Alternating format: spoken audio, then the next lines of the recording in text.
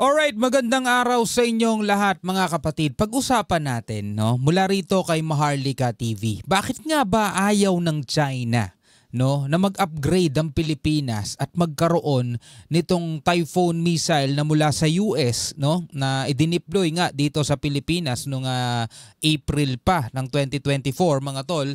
At ngayon na nabalitaan nila na ang Pilipinas o ang AFP ay nagbabalak bumili ng sarili nating Typhoon missile, inaalmahan nila.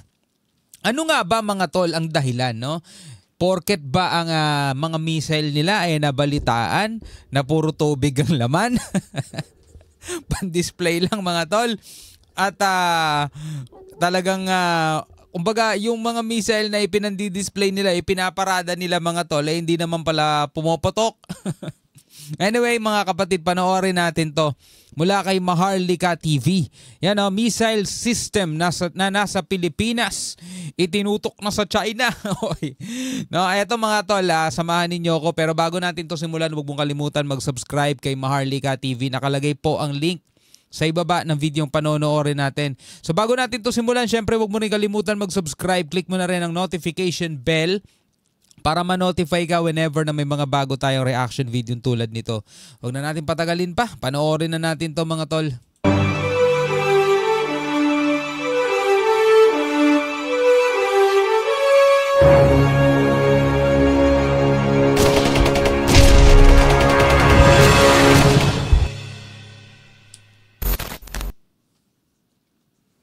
Ito na mga kapatid, China nanginig sa takot sa Typhoon missile system ng Amerika na idineploy sa Pilipinas. Kunyari umaalma, no? Kunyari nagagalit. Pero baka kinakatakutan lang nila mga tol. Kasi sobrang pala to, no? Medyo matindi-tindi rin pala tong Typhoon missile na to. Kayang umabot hanggang sa nila, kalupaan nila mga tol. Ayaw nila ng ganun na merong ganyan ng Pilipinas. Kasi ngayon pa nga lang mga tol na wala tayong ganyan. At sobrang lakas ng sandatahang pandagat nitong China, bad trip pa rin sila mga tol sa ginagawa ng Pilipinas na paggiit na hindi kanila, no, ang West Philippine Sea kundi atin. At ito'y naayon sa batas, naayon sa UNCLOS mga tol. Pero talagang, alam mo yun, nanggigigil na ang China. Lalo pa kaya ngayon na magkakaroon tayo ng sarili nating Typhoon missile. Diba? Di mas lalong magiging maangas niya ng AFP natin. Anyway, hindi naman kasi yun para gamitin sa kanila. Yun ay para pandepensa lamang natin . Paulit-ulit itong nananawagan sa US na tanggalin na ang naturang missile system sa bansa. Dahil dito ang tanong, kukunin na nga ba ng Amerika ang system na ito? Hindi. At ano nga ba ang kayang gawin ito? Bakit gano'n na lang kung magreklamo ang China? At ayun, alamin natin kung ano nga ba ang kayang gawin yan. Bakit gano'n na lamang ang takot ng China? Naval Base bubuksang muli dahil sa lumalaking puwersa ng Philippine Navy. Papalag na nga ba ang Pilipinas sa mga pambubuli ng China? Welcome sa Maharlika TV. Sa videong ito ay sama-sama nating alamin kung bakit takot na takot ang China sa missile system na idineploy ng US sa bansa. At malalaman din natin mamaya ang di umano'y muling pagbubukas sa matagal nang natenggang naval base ng Pilipinas sa Subic. Pero bago tayo magpatuloy, isang like lamang po ang hinihingi ko para sa videong ito.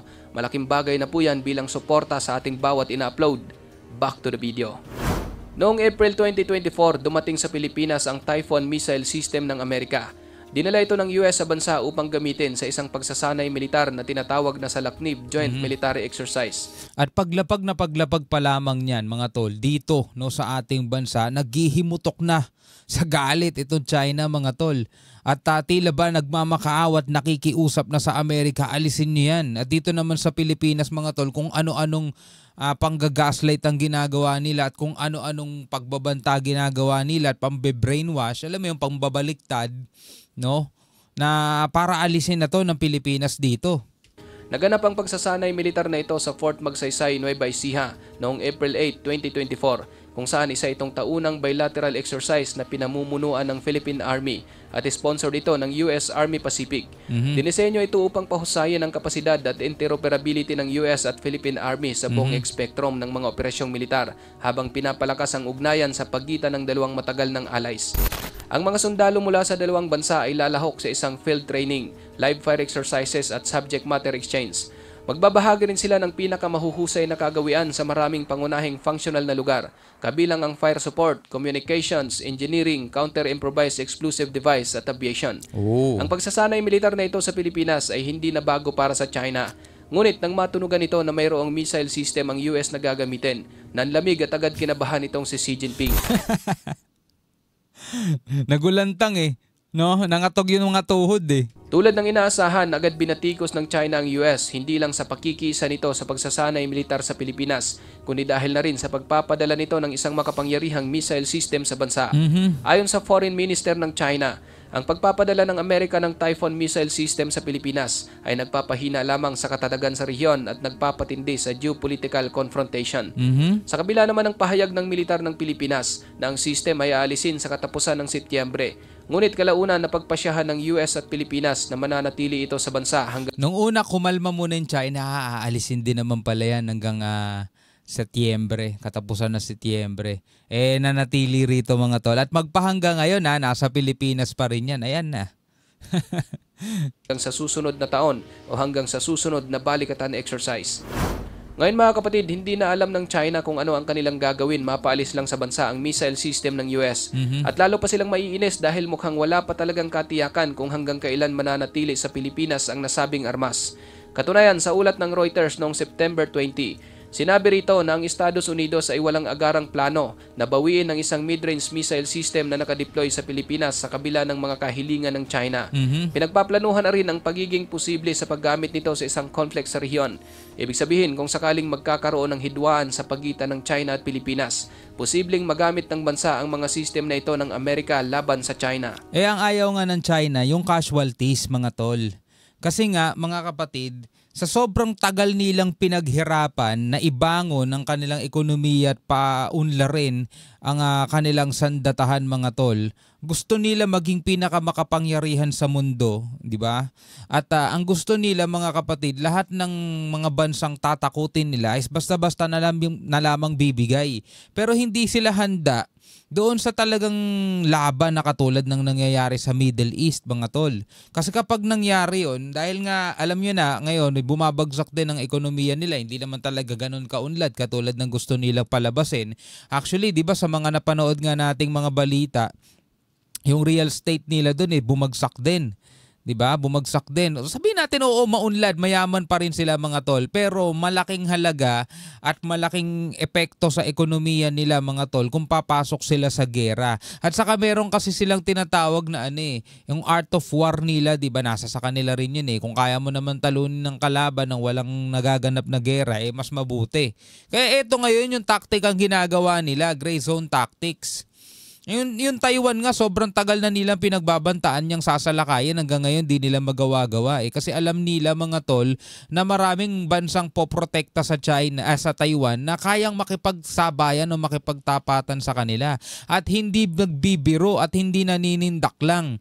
Katulad ng US, alam naman nila aktibo ang US kahit noon pa naman sa gera. Kung saan may gera, talagang doon ang Amerika, yung mga tangke, yung mga eroplano, yung mga barko nila talagang nagagamit sa actual battle, hindi katulad nila, 'di ba? Puro show lang, puro drills. Ganun ang nangyayari. Ayon sa mga opisyal ng depensa ng Pilipinas, hindi ginamit ang missile system sa mga nangyaring live fire exercises. Ngunit sinanay ng Amerika ang tropa ng Pilipinas kung paano ito i-handle, gamitin at i-maintain. Madalas ibinibida ng China ang lakas ng kanilang militar. Makikita rin kung gaano talaga kaunlad ang kanilang mga armas. Tingnan nyo itong mga to, itong mga truck na to. 'Di ba? Napakakikinis. 'Di ba? Walang kagas-gas-gas-gas. Kailan ba nila huling ginamit yan na unang ginamit? Parang di pa naman ata nila nagagamit tong mga to nalalabas lang tong mga to pag pinaparada nila tulad ng ganyan. Diba? Yung sa Amerika, alam nyo naman, lahat yun nagagamit talaga kasi nagpapadala talaga sila sa mga bansang kaalyado nila sa Israel, Ukraine, diba? Ngunit bakit tila nanginginig ang mga ito sa Typhoon missile system na dinala ng Amerika sa Pilipinas? Ano ba talaga ang kaya nitong gawin? Ang Typhoon missile system ay orihinal na binuo ng US Army bilang isang strategic mid-range fire system o SMRF.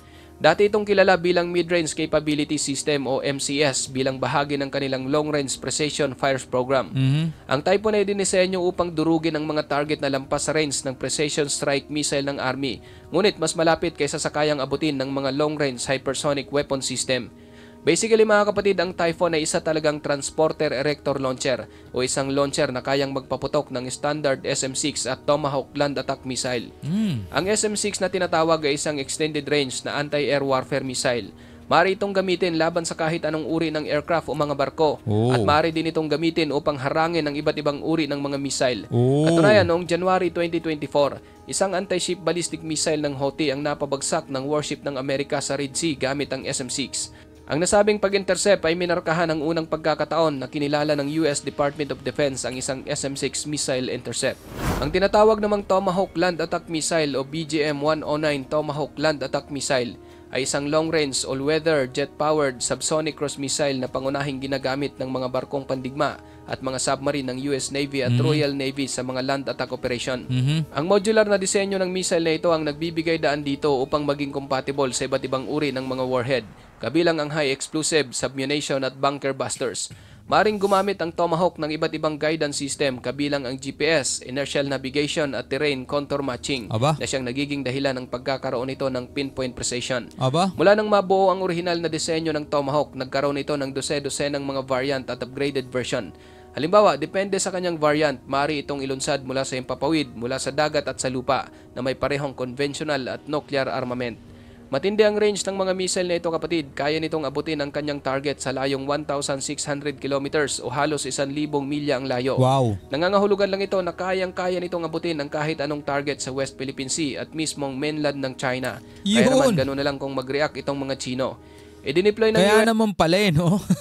Sobrang tindi naman pala talaga at sobrang lakas pala man pala talaga nito ang Typhoon missile system sa Pilipinas sa isang hakbang na naglalayong hadlangan ang pagsalakay ng China sa Indo-Pacific. So deterrence to, no? Sa kanila, nagkakaroon sila ng pagdadalawang isip na aatake tayo, hindi. Pag umatake tayo, mababawasan tayo, madadamage tayo rito. Baka lumabas ang kahinaan natin.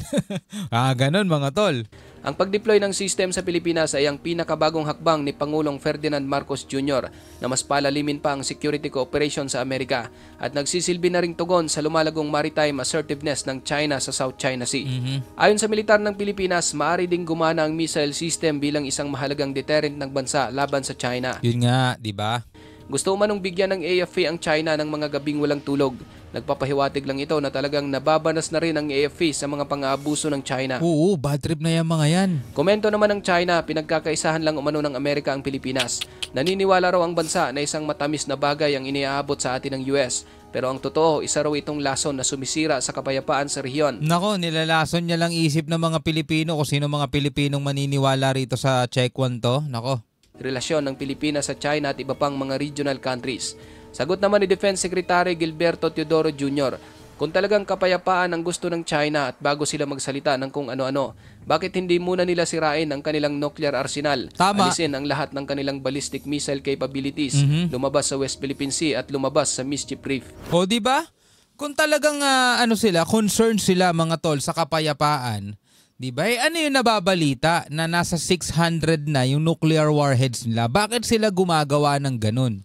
Di ba? Alam naman natin mga kapatid, di ba? Weapon of mass destruction yun.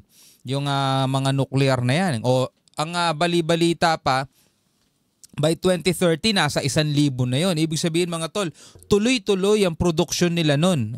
Di ba? Ang paggawa nila ng mga ganong klaseng sandata. O, bakit nandirito at hindi sila tumitigil sa pang-aape, sa panggigipit, mga tol, sa pang-provoke sa Pilipinas sa pamamagitan ng pang-haras water cannon dito sa West Philippine Sea? Kung talagang concerned sila sa kapayapaan, bakit ayaw nilang igalang ang batas? 'Di ba? Tapos ngayon mga kapatid, tayo pinupuna. Kalokohan talaga nito mga 'to, no? Piko na ang China ngayon sa Amerika mga kapatid dahil simula ng manungkulan si Pangulong Marcos noong kalagitnaan ng 2022. Sinimula ng kanyang administrasyon ang magkasanib na patrolya sa West Philippine Sea kasama ang US at iba pang mga kasosyo. At pinalawak ang access ng militar ng US sa mga pasilidad ng militar ng Pilipinas. Tapos ngayon may RAA pa, Reciprocal Access Agreement naman sa Japan. sa ilalim ng 2014 Enhanced Defense Cooperation Agreement o EDCA. Samantala, ayon kay Defense Secretary Gibo Teodoro, nais nilang buksang muli ang mga bahagi ng Subic Naval Base upang magamit ng lumalawak na hukbong dagat ng Pilipinas. Ang naturang daungan at ang kalapit nitong Clark Air Base, ang pinakamalalaking base militar ng Amerika sa bansa noon. Ngunit nang pumutok ang Mount Pinatubo noong 1991, nasira ang mga ito hanggang sa tuluyan na ring inabandona ng mga Amerikano at naibalik sa Pilipinas. Bagaman ginagamit na ng Philippine Navy ang mga bahagi ng dating Hanjin Shipyard sa tapat ng bay kung saan nakatayo ang naval base, ngunit kailangan na raw nila ng mas malalaking pasilidad. Minamadali na ng Pilipinas ang pagpapalawak sa Philippine Navy habang kinakaharap ng mga ito ang mga hamon ng China na nais kontrolin ang halos buong South China Sea. Tama. Kabilang ang mga isla at bahura na pumapaloob sa EEZ ng Pilipinas. Ngayon mga kapatid, ayon sa Defense Secretary ng bansa, sinimulan na nila ang mga proseso sa pagkuha ng mga bahagi ng lumang base militar.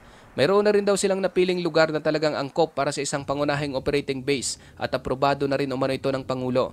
Aasahan na makukumpleto o magiging operational ang bagong base. Okay, so putulin na natin. Hindi naman tayo nakatutok about dito sa base na to na dito sa May Subic. Nakatutok tayo mga kapatid dito sa mid-range capability missile o itong Typhoon missile mga tol na tinututulan ng China. Ganito pala talaga katindi at kalakas etong missile na to, no? Na ayaw nga ng China na kung sakasakaling magkakaroon ng gulo, merong kahit papano may rest back sa kanila. Ang gusto nila 100% na kailangan magwawagi sila. Kaya mga tol, ang ginagawa nila, 'di ba? Pananakot, paninindak, hanggang sa sumuko yung maliit na bansang 'yan na natakot nila. Lagi nilang sinasabi, hindi na kayo tutulungan ng Amerika, wala magagawa Amerika sa inyo. Amerika, hindi kami takot diyan. Kasi yun naman talaga yung mga kaalyado, halimbawa ng Taiwan, ng Pilipinas, 'di ba? So hanggat maaari, makuha nila yung gusto nila nang walang nangyayaring gulo. Katulad na lamang nung nangyari, 'di ba, nung nakaraang administrasyon, akala nila mga tol matagumpay na sila kasi tropa talaga nila yung presidente natin . Tropa nila di ba nung nangangampanya sabi sasakay ng jet ski at ipaglalaban ng West Philippine Sea, kaso kabaliktaran ng nangyari mga tol .